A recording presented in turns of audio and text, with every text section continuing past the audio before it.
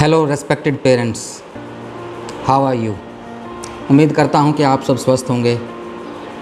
Parents, एक बहुत ख़ास मुद्दे पर बात करने के लिए आज मैं आप सबके बीच आया हूँ।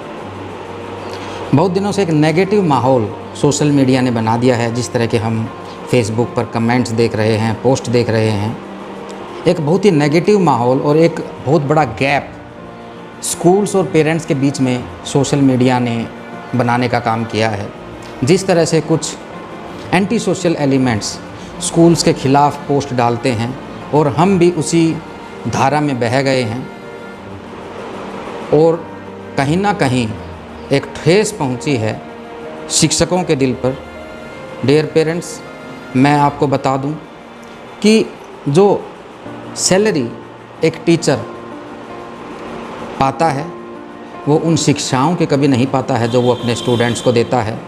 शिक्षाएं तो हमेशा प्राइसलेस रही हैं, उनकी कभी कीमत नहीं रही है। वो जो सैलरी पाता है वो अपने समय की पाता है, अपने समय की कीमत पाता है। एक शिक्षक जो समय वो बच्चों को पढ़ाने के लिए देता है, उसके बदले कुछ अमाउंट वो सैलरी के रूप में पाता है। उस सैलरी से उसके घर का खर्च चलता है, उसके बच्चों की पढ़ाई चलती है, किराने का बिल भुगतान होता है, दूध का बिल भुगतान होता है उस सैलरी से। लेकिन पिछले कुछ दिनों से या पिछले कुछ महीनों से जिस तरह से सोशल मीडिया पर ये कैंपेन चलाए गए हैं, नो स्कूल नो फ़ी, क्या आपने कभी शिक्षक को नो सैलरी नो क्लास या नो सैलरी नो स्कूल या किसी स्कूल को नो फ़ी नो स्कूल का कैंपेन चलाते हुए देखा है? नहीं ना, ऐसा हो भी नहीं सकता, क्योंकि हम कमिटेड हैं अपने स्टूडेंट्स को पढ़ाने के लिए, दिन रात मेहनत करने के लिए।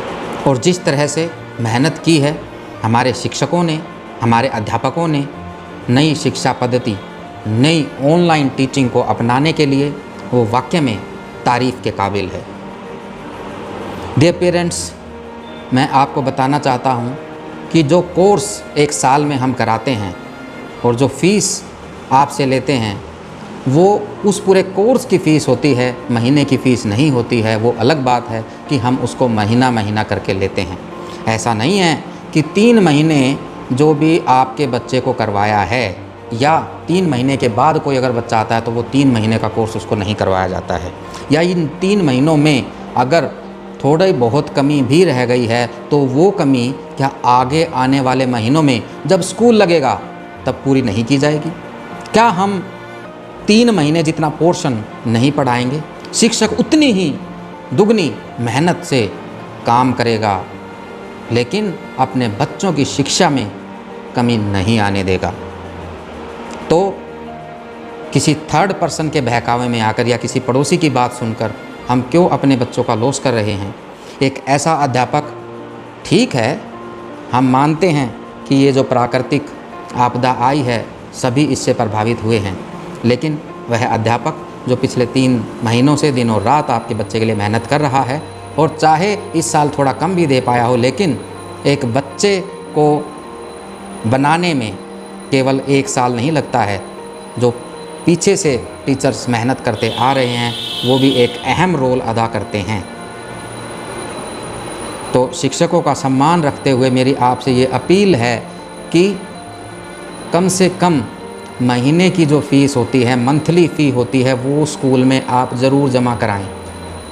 ठीक है, आप अगर अभी एनुअल चार्ज नहीं देना चाहते हैं मत दीजिए, अदर चार्जेस नहीं देना चाहते हैं मत दीजिए, लेकिन कम से कम ट्यूशन फ़ीस हर महीने की 3 महीने की ट्यूशन फ़ीस आप स्कूल में ज़रूर जमा कराएं, ताकि जो शिक्षकगण हैं, जो अध्यापक हैं, जो आपके बच्चे को बनाते हैं, जिन्होंने दिन रात मेहनत करी है आपके बच्चों को एंगेज रखने के लिए, कुछ ना कुछ उनको शिक्षा देने के लिए, सिखाने के लिए, उनके घर में भी चूल्हा जल सके,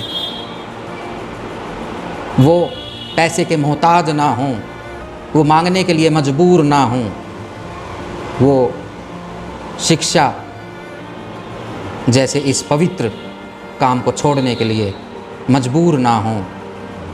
अगर ऐसे ही चलता रहा तो शिक्षक स्विच कर जाएंगे। आप जैसे न्यूज़ में देख भी रहे हैं, बहुत से शिक्षक स्विच कर गए हैं, उन्होंने अपने और कुछ काम स्टार्ट कर दिए हैं।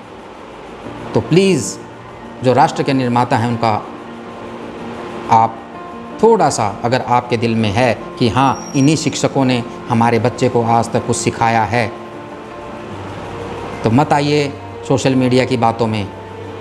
और कल से दोबारा अकाउंट ऑफिस खुलेगा और अपने बच्चे की फ़ीस आप जमा कराएं ताकि हम शिक्षकों को वेतन दे पाएँ। धन्यवाद।